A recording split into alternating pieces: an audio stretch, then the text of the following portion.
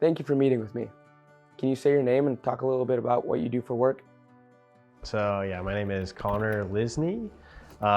This year at Steins Pillar Elementary, I am a Lego robotics and technology teacher. So I will teach kids K through 5 all about coding, using robots to perform tasks, building things with Legos, working on engineering with that, and then all the technology that comes with Chromebooks and iPads. And so then in the summer, I help run a forest research crew called the CBMT, Shuwakan Biophysical Monitoring Team. We collect data in the forest on trees, plants, fuel, and then that data helps stakeholders in the Forest Service determine how the forest will be managed in the future. So I joined the research crew when I was a junior in high school, and it was led by a science teacher. And so everything we were doing all day, we were always learning, and he was always sharing his knowledge with us. And that was just really incredible to have a role model as great as him that applied real life science to us daily. My mom was also a teacher, so I've been around education my whole life. And so that job and my mom kind of led me on the path to becoming an educator. And I love people and I love helping them learn. And so that's how I ended up in both positions. What do you love about your job? Really, I think the reason I keep doing it is I love giving people exposure and opportunity to things that they otherwise would never get to do. I mean, in our line of work, we get to learn about different careers like data collection, but we also got to take a tour of the entire lumber mill and learn about the over 80 jobs that are supplied there that basically run the town. We got to go out with a forester who is planning replantation processes, a silviculturist, and different techniques for that. So really what keeps me going out there is just giving people experiences and places to go that they've never been before that are right in their backyard that they wouldn't otherwise know about. How do your students inspire you? Yeah. I love getting to come to work every day. I just have so much fun. It is very easy to have fun with kids. They're just buying into everything all the time, and it's easy to laugh with them. It's easy to be silly. I love to be silly, and kids love it too. I think one thing I really enjoy is that really anybody can learn anything if it's presented in the right way. And so I love that challenge of finding a way to teach something to a student. You know, the same way doesn't work for everybody, and that's beautiful, the way that we learn differently. And so it's really fun to try and find that challenge to get everybody to where they can feel successful, to where they can feel loved and feel like they are somebody and they are special and, you know, worth it to be here. Yeah, it's great. What inspired you to become a teacher? Yeah. So in the past, I've mostly used Legos to help to get kids comfortable with writing, because building a creation and having an image in your head about what it's doing and an imagination about what is going on, that makes it very transferable to paper for kids. And it's a fun project. It's low stress, low risk. And so it really gets them invested in writing. How I'm looking to use it this year with everybody is a lot of math. So for example, Legos are all set up in arrays, and in 3rd grade you use arrays to learn multiplication. So 2x4 bricks, you know, how many pegs is that? Oh, that's 8 pegs.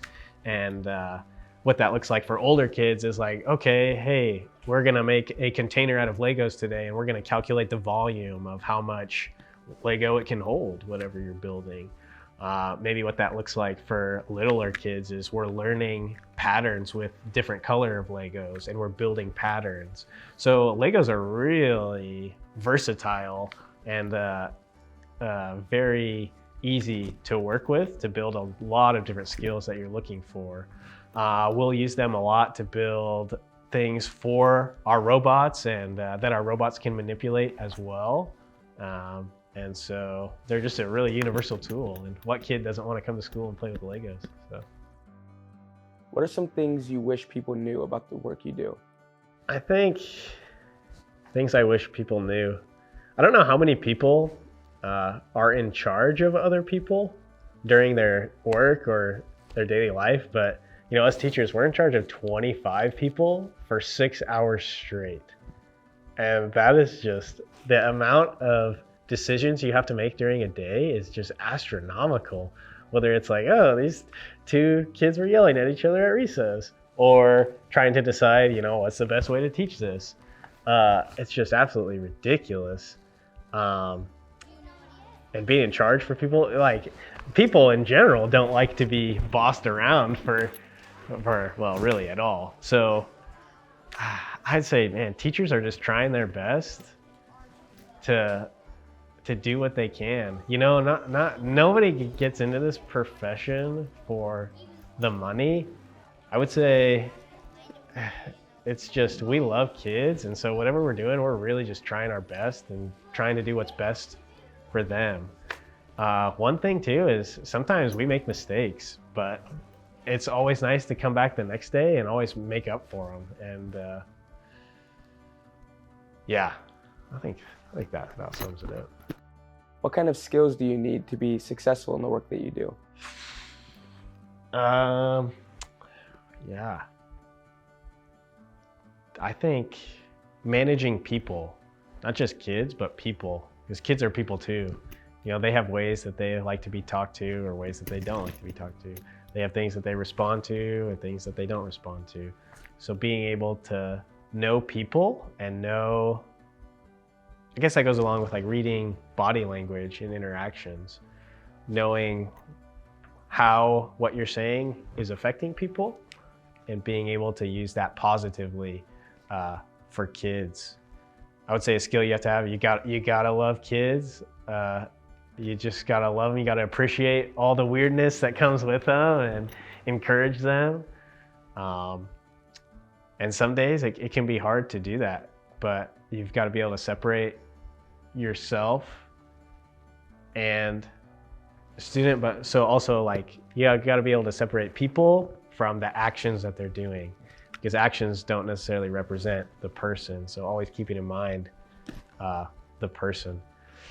I think problem solving skills, boy, you're problem solving almost every second of the day, whether it's, okay, am I going to tell that student to stop talking? Are they bothering anyone? Okay, how am I going to say this? Oh, I didn't say that correctly. How can I fix that? And all that's happening, you know, within a split second. Yeah, those are some of the skills. I'd say it helps if you're organized. I wouldn't say you have to have that skill, because I don't know if I necessarily do, but it helps a lot, that's for sure. And yeah, I think you gotta like working hard too. What values are important to you personally? Definitely. Actually, somebody on the who doesn't work for the research crew now, but used to, she would say, attitude is everything. And that's definitely true, especially in this profession. Actually, in life in general, you know, life is what you make it. Attitude is everything. If you have a good attitude, then you'll still have some rainy days, but wow, they are nothing compared to what it could be like if you're down in the dumps all the time. So I tell kids, you know, it's a good day to have a good day. Like, make the choice that you're gonna have a good day. And how you respond to things is, you get to choose how you feel about things, okay? Don't let other people determine your feelings. You know, you get to choose. So attitude is everything, yeah. I think any parent out there knows that your children will model what you do. So as a teacher, thinking attitude is everything, boy, you're modeling that all the time. So anytime a disaster comes up, how are you going to handle it? It's like, oh, okay, keeping a positive face on. You're not getting down in the dumps. Maybe you take a second to say, oh, that's terrible. And now, okay, what can we do to fix it? It's always about the solution, and you're never focusing on the problem. And so when you model that, it's amazing how kids pick that up. And then before you know it, something happens and one of the kids is saying the exact same thing you are, oh, what can we do? Let's fix it, or let's work together. So just being conscious of that all the time, which is hard. And, we slip up, but do your best. Yeah. How would you describe your career journey? Well, I started out as just a data collector out in the woods. And that progressed into being the crew boss, crew lead, organizing the whole entire crew, worked my way up. And so that, I guess, for the summer job. But for this job, I started out as just a classroom teacher. I moved and helped open up a new school here in Prineville, Steins Pillar Elementary. Did some incredible things through COVID. With masks, we were able to be in school all year long after the initial spring off. That's pretty remarkable. Now I'm a Lego teacher, which is pretty crazy to think about. And who knows what the future holds? People have been saying maybe some administration stuff. I don't know, that sounds kind of lame to me. I like hanging out with kids. So who knows what the future holds, but yeah. Do you have any advice for students who are trying to find their way? Yeah. It seems like every day there's some sort of new disaster or something that's a big deal that's gonna bring life-altering changes to every single person all the time, and everything's blown so far out of proportion, when in reality, life keeps going. And there are important things that are happening, but are changes gonna be like that on you? Hardly ever. So I would say keep that in perspective. Keep a level head. Do your own research about things. Don't just listen to the news. Don't just listen to apps. Do your own thinking. Put together your own conclusions. The cool thing about the internet is now anybody can become educated on anything. So yeah, keep a level head. I would say also, life is beautiful. People are incredible. People in person are incredible. People can say anything online, but when you're in person, that's when true human interaction occurs, and where you get to build a community and friends and yeah, be a part of life. Honestly, my faith keeps me positive.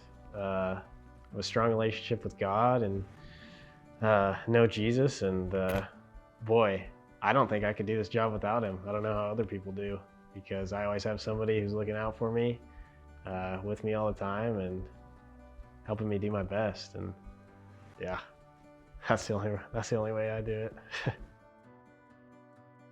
What do you want for your students?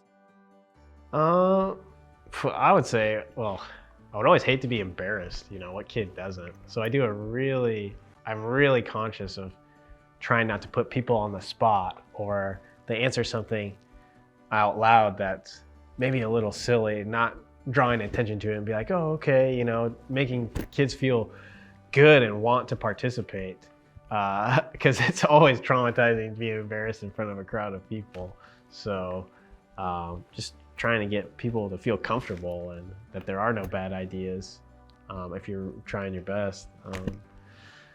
Yeah, my experience growing up in Oregon schools was great. I loved school. Loved going every day.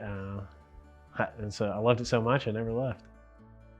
It's pretty funny, actually. Somebody asked what's my dream job, and I was like, oh, I would love, because I love learning, I would love to be like an efficiency engineer who goes into companies and learns all about the company, all about the people, and then tries to make it operate better.